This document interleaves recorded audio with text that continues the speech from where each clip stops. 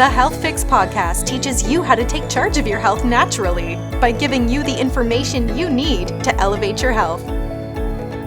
Hello there, health junkies. Welcome to another episode of The Health Fix. I'm your host, Dr. Jannine Krause. Today's episode is a little bit of a different one. We're going to be talking about developing businesses. And we're going to be talking about reinventing businesses, even in this COVID era. I'm going to be chatting all with my co-host today, Tara Viswanathan. Oh, I didn't say that right. We're just going to do this all over. Forget it.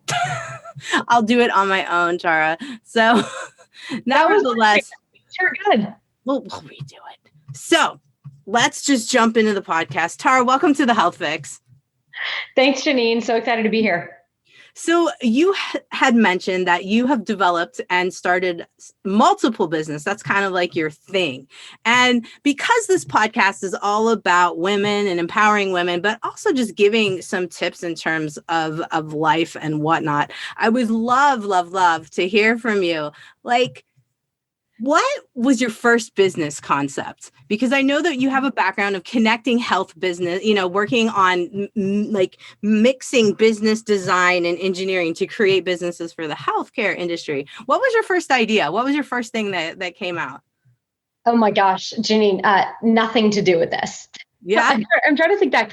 The one that I remember, and I'm sure there were other business type things, but the one that is definitely sticks out in my mind is like the first real thing was 12 years old, 7th grade, making and selling duct tape purses to people at the mall. Like I literally stand outside Hot Topic and like try to sell these things.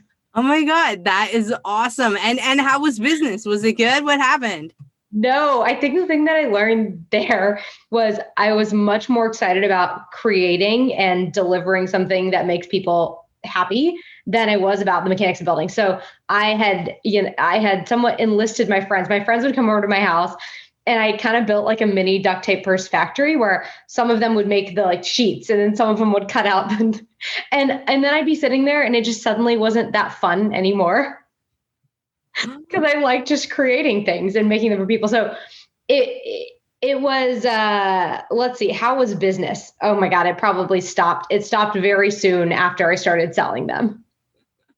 Hey, I give you credit though. I mean, there's something to be said about trying, right? Because many of us have ideas and they're like floating in our head. And now with COVID, so many people, have either lost their jobs or their jobs have changed. And I think there's a lot of folks coming up with new creativity and thought process in terms of, how can I make this work better? Or how can I shift it?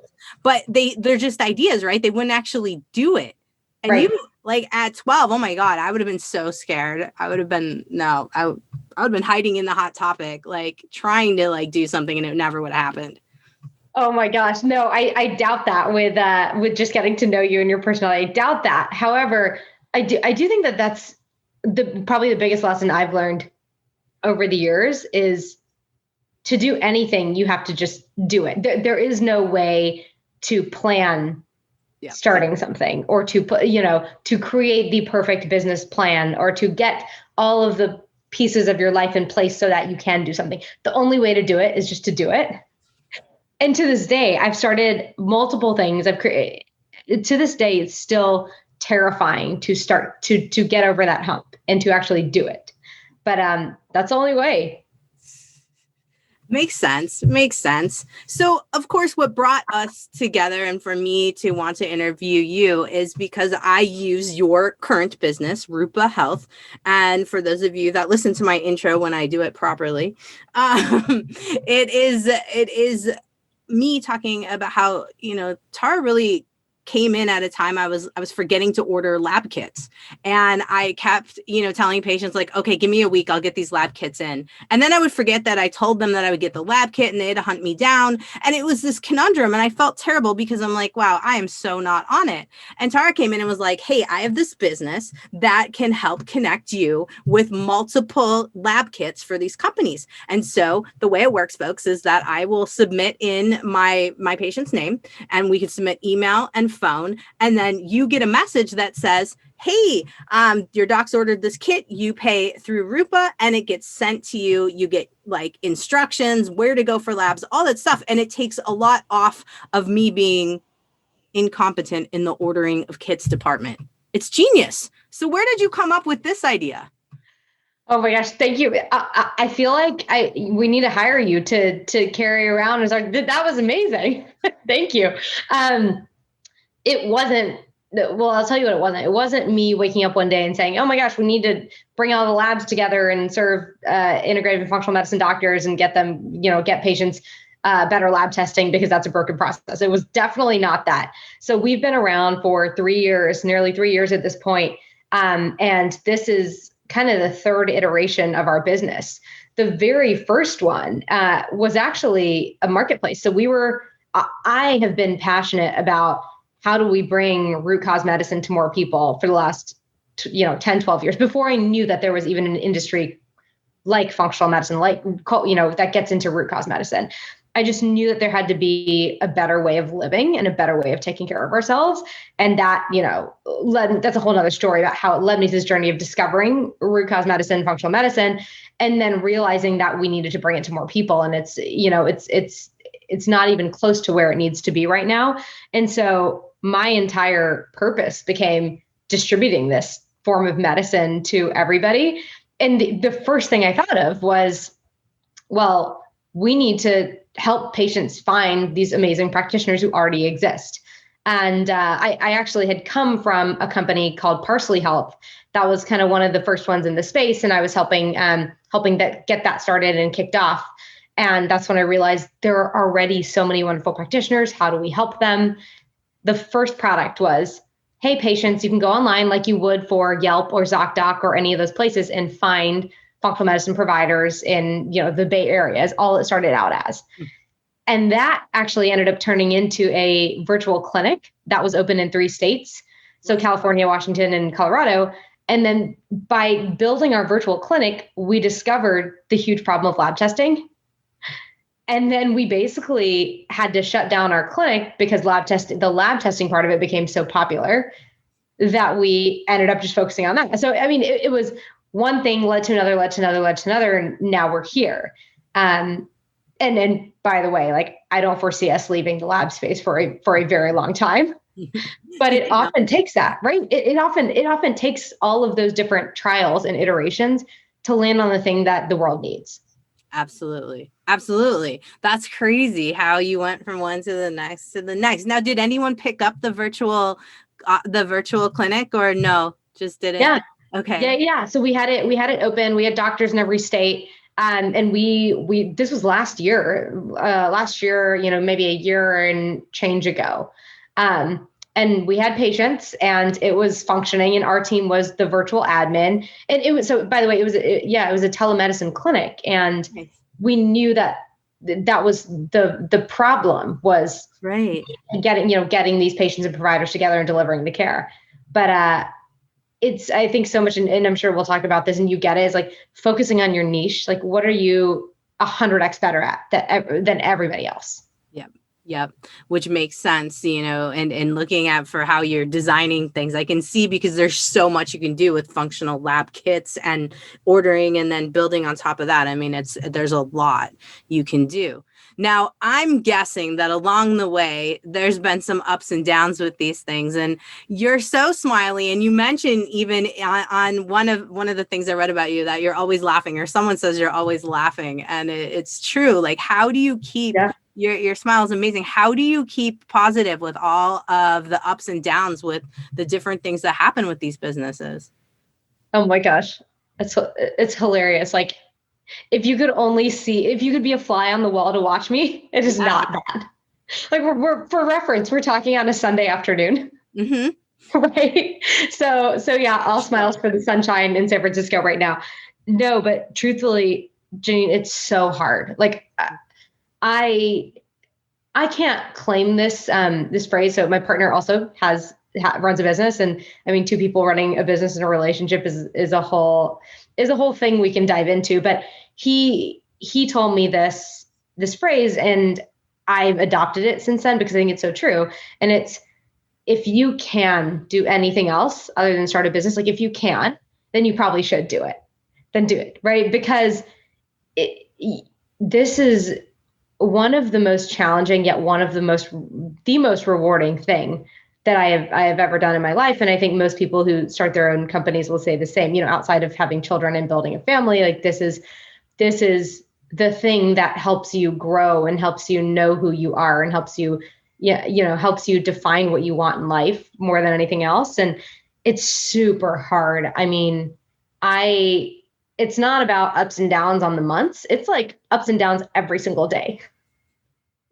Yes. Yeah. Yes. No, I just spoke on a podcast and said, I have a room in my office where I can lay down and breathe, because sometimes it just like you're up here and you're like, what am I going to do? And I do lots of things, like tactically speaking, I do lots of things to try to keep myself sane. So I'm a big believer in solitude. Mm-hmm. And so I try to have empty thinking time every single morning. So I'll journal. And this is not like one of those, it's so funny because I have so many friends who ask me, how did you get yourself to journal? Like, how did you stick to that commitment? Like, it's not that, it's that I just really enjoy it and that it calls me, right? Any habit that I don't like doing, it will never become a habit. That is something, you hear from Tim Ferriss and all these people who are like, everybody should morning journal. And honestly, I do it because it helps me and I wouldn't be able to hear myself if I didn't do that. I've learned over time that, and you can probably tell as I'm talking to you, this thing, which is I am a talk to thinker, not a think to talker. Mm-hmm. So I need to verbalize to be able to understand what's going on, the nonsense in my head, versus some other people they think in their head and then they speak. So for me, sometimes starting your own business is the loneliest road, because you're truly like by yourself. And especially if you're the CEO or the only person, or, you're starting from zero, like it really can be lonely. And so for me, because I didn't have that talking outlet all the time, I write it down, and that's how I can understand my thoughts and not go crazy.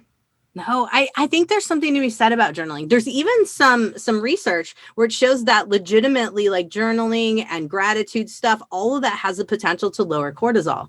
And that's, I mean, what business owner doesn't wake up in the morning and is like, okay, I have 400 things to do right now. Like, how do I get this out of my brain? It's impressive. Sometimes how we can categorize and dump it out, and how we did when we weren't journaling, because I have to do it too. Not even have to, I enjoy it because it's like how I get my mind right before the day goes.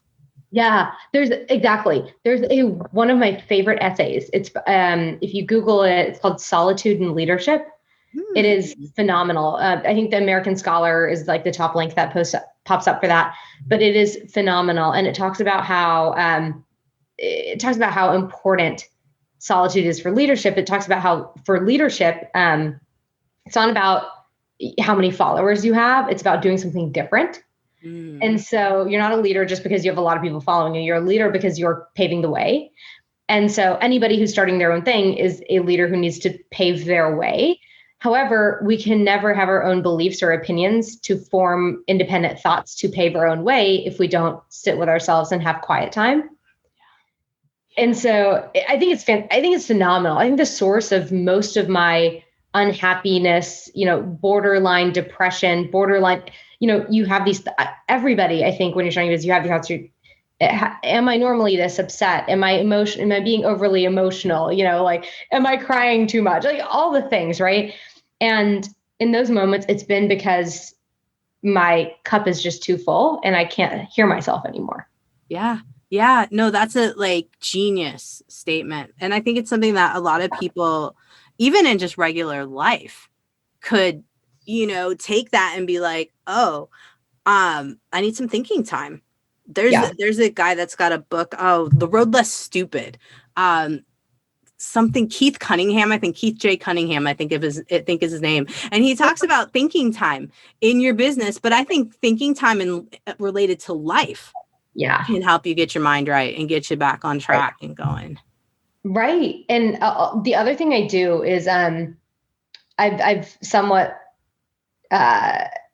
I don't know if this is like PC or not. I mean this in the most respectful way, but I've stolen some Jewish traditions because Yeah. I very much I admire that religion. And I'm personally not religious at all, but I've started doing like Shabbat dinners and somewhat respecting the Sabbath. So I, up until this only started maybe in August or July or August. So I've started taking Saturdays, not checking my email entirely.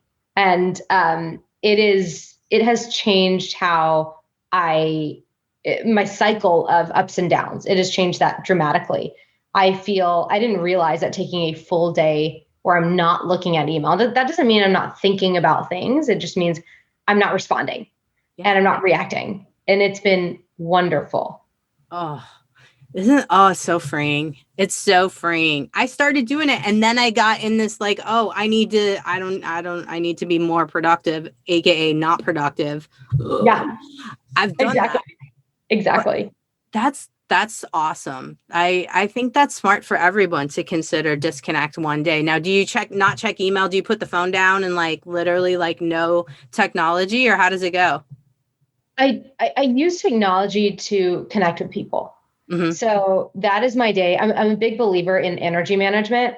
Mm-hmm. And I think that the piece of energy management that I was almost like consistently avoiding, or maybe not even realizing that it was important, was emotional and spiritual renewal. So if we think about the four different types of renewal, right? There are four different types of energy. There's mental, physical, spiritual, and emotional. Mm-hmm. And I think we're in this world where we believe okay, take like 30 years ago or 20 years ago, before wellness was the movement that it is today. We just thought we should be able to mentally go, and we didn't really need much renewal, right? Because our life had built-in renewal for us, right? We didn't have technology, we didn't have all that. So then we're all starting to go in overdrive, and we suddenly are like, oh my God, physical renewal. And so now we are in this cycle where we think that if we just sleep enough and if we just exercise enough, we're going to be on top of our game. But that's not true. We need emotional and spiritual nourishment too. So I've been really trying to include more spiritual and emotional nourishment. And for me, that is connecting with the people closest to me on my Saturdays. Nice. And what do you guys do? Do you go for walks? Do you go for hikes? Do you get out and about? Like, I know it's kind of hard with COVID, but like, what's your favorite way to just reconnect spiritually? Oh my gosh. And emotionally? For me, it can honestly, it can be as simple as cleaning my apartment on the phone with a really good friend. It can be that simple. But probably my favorite thing, I love hot springs. And I'm in Northern California, so there's an abundance of these that I can go to. And I love cliffs and ocean views. So like Big Sur, there's a place in Carmel that is my favorite place on earth that I will go for like a day. That place is special to me for a variety of reasons. It's called the Refuge, and it's an outdoor hot cold experience. So it's silent, it's meditative. So I'll go there with friends. Like we'll do like a little day trip, or we'll drive down, and I've actually done this with our team too. We did like a leadership retreat where we drove down, and it was there's a sauna, a cold plunge, hot tub, fire pits, and rinse and repeat the cycle. And it's totally silent. You're just reading. That's one of my favorite ways to fill up. That sounds amazing. Okay, the Refuge. I'm going to write that down, folks. All this will be in my podcast notes. Don't worry, we will not leave you hanging. That sounds so awesome. And then Carmel, I mean, yeah, well, Big Sur and Esalen and all the things. Oh, so lovely. We were talking before we started recording about not being that far, because I'm in Tacoma, you're in San Francisco. I'm like, that drive down that 101. That's where it's at. Not bad. Yeah. Oh, yeah. Such a wonderful drive. I love just the concept of silence and just like you said, solitude, just not speaking for a while, just chilling. I think we need this. Like, this is such a missing link in so many ways. I love that you brought your team too. Now, are you telling your team if someone gets a little emotional or getting a little out of sorts, or are you like, hey, go get your mind right, go relax? I do actually. We just had someone who was burning out, and I just told her, I was like, look, your energy is the most important thing. Just take this week off, I mean, off, like fully off, disconnect, unplug, and come back next week and let's talk. We'll handle everything in between. I think that is the most important thing. Recently, our team read, everybody on the team read Reed Hastings' book, Netflix, No Rules. Nice. And it talks about this type of culture and how do they're one of the first people who pioneered the no vacation policy culture. And there's a lot we can get into there, but I think the most important thing is using that time off to actually be your best self. I see it as an investment, not as an expense. Yeah. Oh, absolutely. That's huge. That is huge. I only have one employee. So not a whole big team of sorts, but if she needs time off, we do that. But I think a lot of folks are stuck in situations where unfortunately they don't have that. And it's so, like, when I work with different companies, I can see the companies that are much more accepting of the need for folks to take care of themselves. Absolutely. I think that it's incredibly, so there's a lot of thoughts on the no vacation policy, or even just a lot of vacation. And I think vacation is the wrong word. I almost think of it as like renewal or nourishment or something like that. But I think the hard part is actually teaching people and learning enough about myself to know what I need and when, because we are so out of touch with how we're feeling. And I will go to the brink of burnout even now because I don't recognize it. And it comes in all different types of flavors. And so that's been a constant source of learning for me. I recently, like 2 weeks ago, where, I think about like my different buckets of life, and let's say work stress is going to be at a certain level. Let's say, out of 0 to 100, it's like 70 consistently or something, right? And then maybe if there's a crazy work spike, maybe I'll go over 100.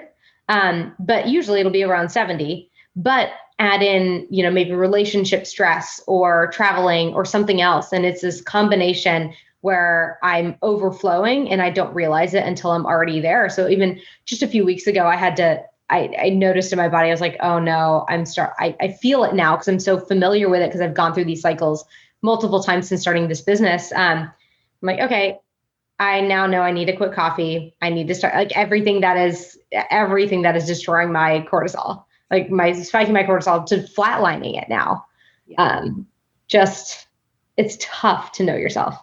It is, isn't it? Oh my God. I feel like that has been like the hardest journey for me, knowing, like you said, knowing the triggers. Because I will still be like tired, wired, jittery. And I'm like, no, I'm still going. I'm going to do this. And I'm like, oh, you idiot.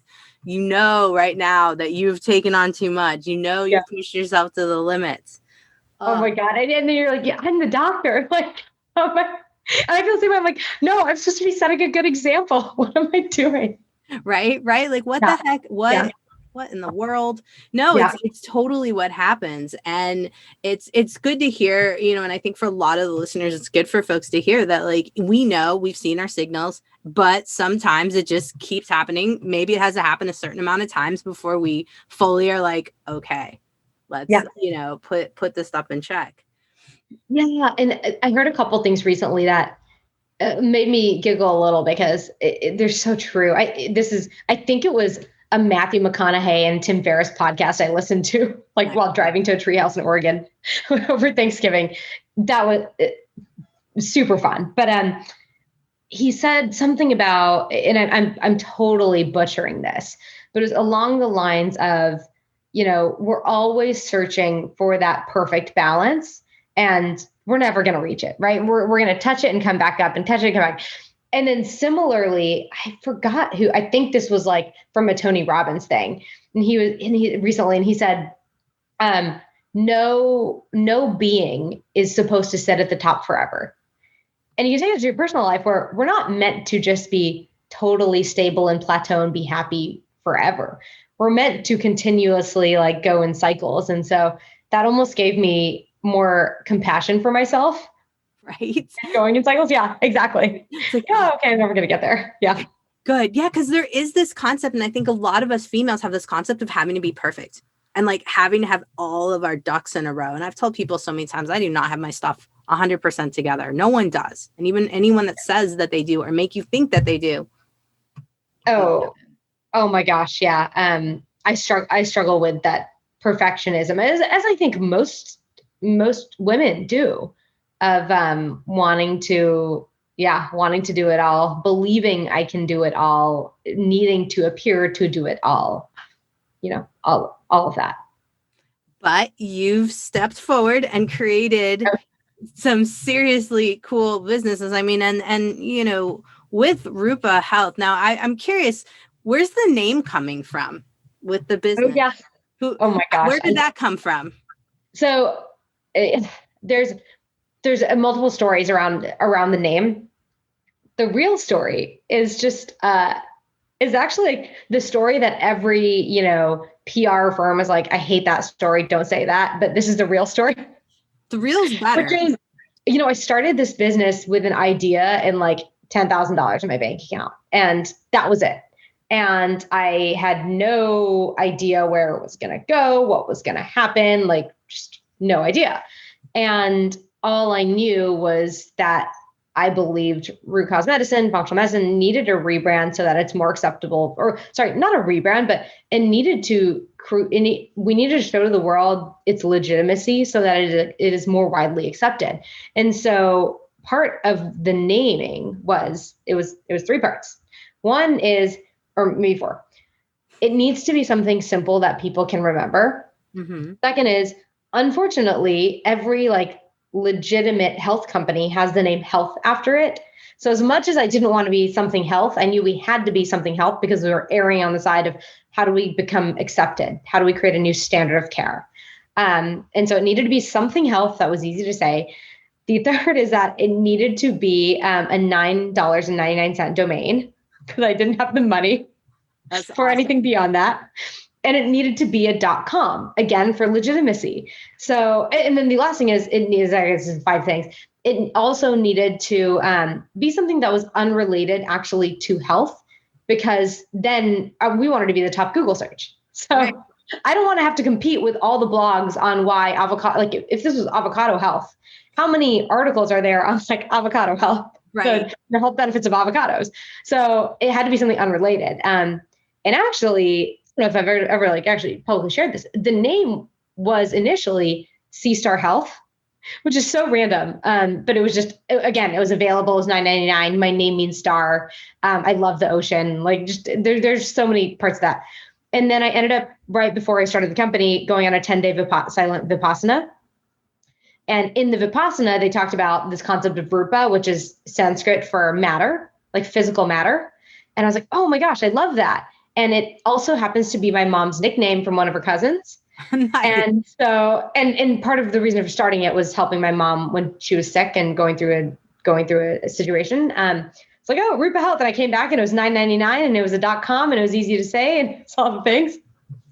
That's awesome. So is that, everybody's like, just say it's your mom's nickname. Like, but even if it had been my mom's nickname, if it wasn't a $9.99 domain, I wouldn't have used it. Hey, it was like, must have been perfect alignment. It was perfect. Yeah. With the stars, and everything. Exactly. The stars aligned, the sea stars aligned. That's so cool. All right. So now I know the background because of course I'm one of those people that like, I will call labs and be like, well, why do you call it, this lab or that lab? And why do you call it the Dutch test? Why do you call it, Like, I mean, when you hear Dutch, and by the way, folks who are listening to this, the Dutch test is one of the tests that you can order for Rupa Health.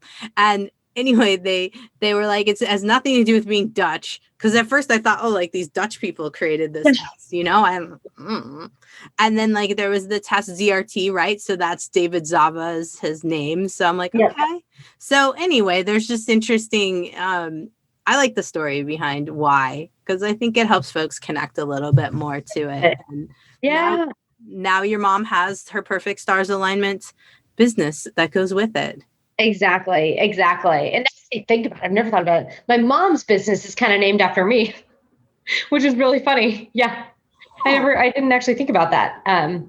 Well, me and my brother, but still, but, fun stuff. I just noticed, I just put that together. huh. Interesting. So Yeah. there's something with you guys in naming. And Yeah. as long as it's $9.99, it works. Exactly. Exactly. You have to ask your mom if your domain for her business was $9.99. I'm You're like, sure it was. That's like my mom's nature too. no, I'm totally like that. I'm like, I'm not. It's, I Yeah. would buy a domain off someone for like $1,000 or more, whatever some of these prices are. My gosh, it's Yeah. crazy. Crazy. Ay, ay, ay. So what I mean, for most folks that are sitting in this world of maybe they're thinking about creating a business now that COVID kind of twisted things up for them a little bit, or maybe they're like feeling a little burnt out. What would you say to someone? Because I saw a great post where you said Oprah has 24 hours too, and Yeah. and I was like, oh, that's genius. What would you say to someone who's kind of thinking about the business, but they're, they haven't even stepped out to create it yet, but they're already overwhelmed? What would you Oh my say for someone in that department where they're just starting to ramp things up? What would be some advice? Yeah. Well, first thing I'd say is I've been there.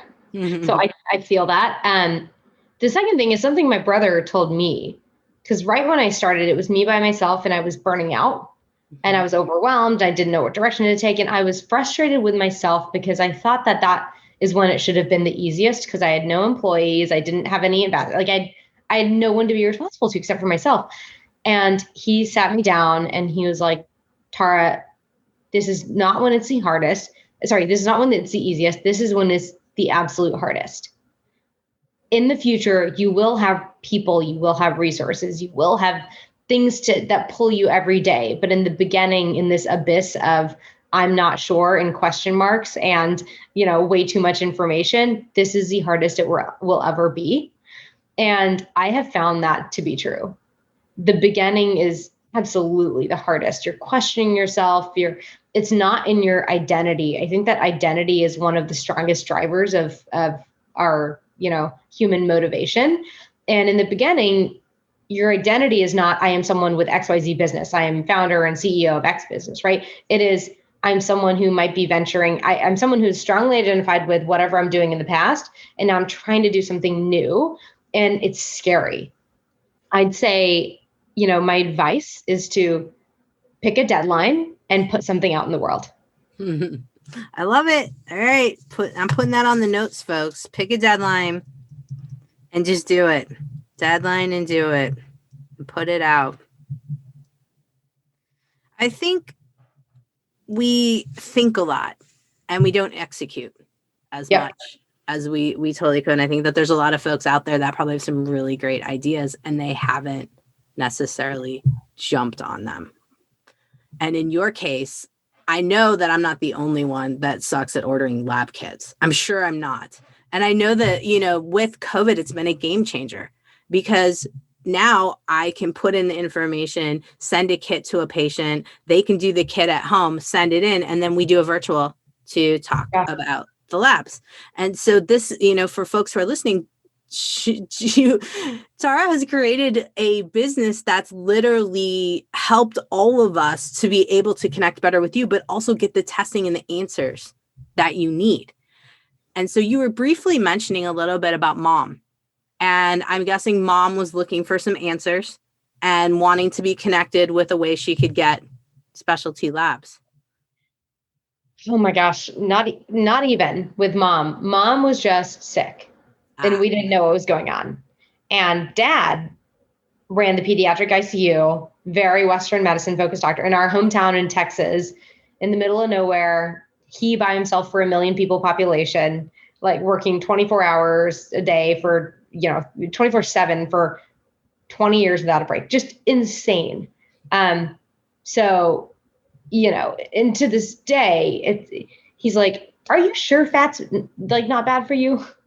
Very Western medicine, right? And my mom was sick and we didn't know what was going on. And I flew home And I had studied this enough, and I'm not a doctor. And I want to make that clear also for those of you who want to start something where you don't feel like you're an expert. You don't have to be. When, that's another thing. But mom, we had no idea what was going on. And dad was just doing his best, exactly what he'd been trained, which was antibiotics, steroid shots, like, antiviral, everything. That's all I knew. And it was getting worse and worse and scary, and no diagnoses from multiple doctors. And I had to fight to get her labs because it wasn't normal to get these specialty in-depth labs. And as you know, this is this is one of the most important steps in understanding the root cause and really treating from the inside out, is understanding what's going on in your body. And that's what lab testing does. And so looking at her results, it was somewhat of what I suspected. So it was a mystery skin condition that was kind of taking over her entire body. And it was a lot of gut issues, a lot of thyroid issues, a lot of nutrient deficiencies. And we changed that. And this is, by the way, the third time it'd come up in a couple of years, wow, I believe. And since then, that was almost 4 years ago now, nothing.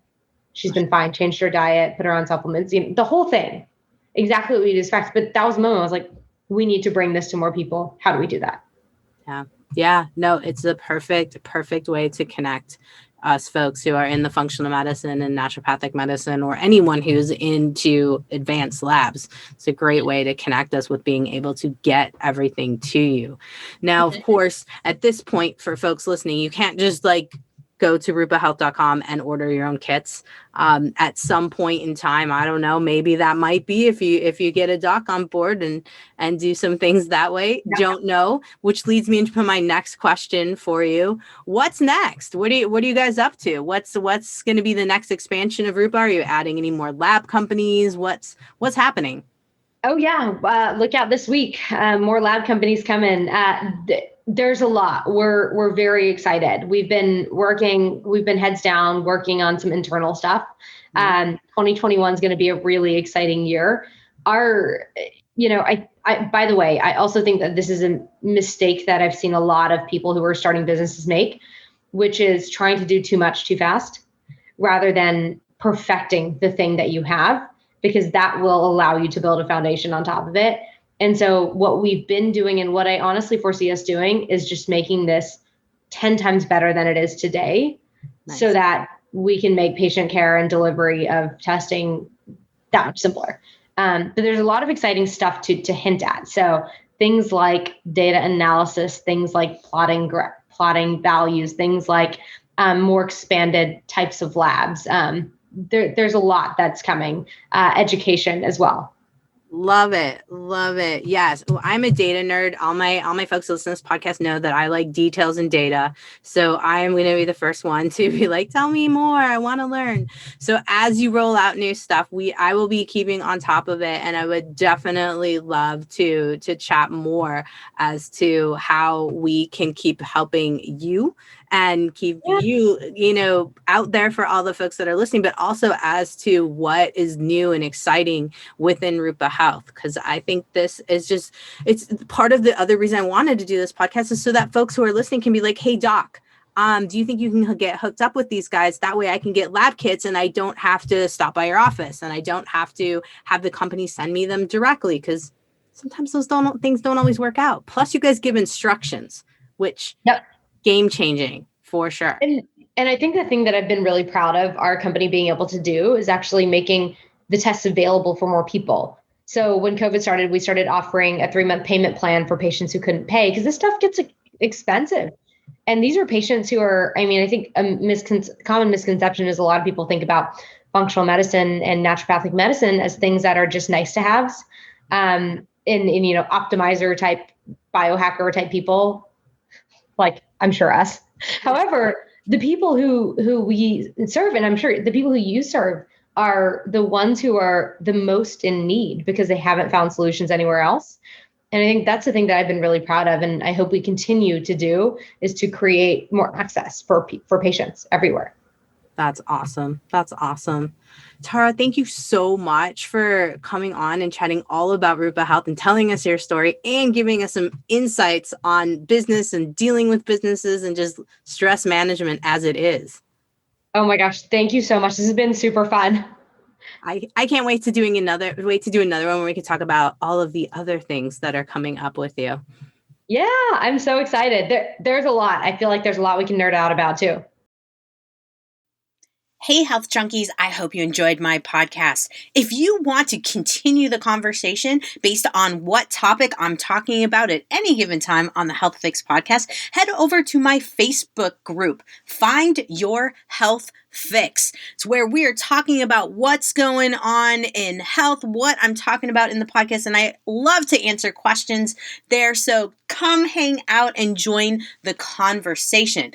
And by the way, right now I have a free Manage Your Stress Naturally course that you can grab on my website at drjkrauseND.com, because so many people are stressed out right now, and really it has to do with the basics, your routines and simple habits that are messing you up. So head on over to drjkrauseND.com and go check out my free course on managing stress naturally. All right, folks, have a great day, whatever you're doing. Subscribe, rate, and share info.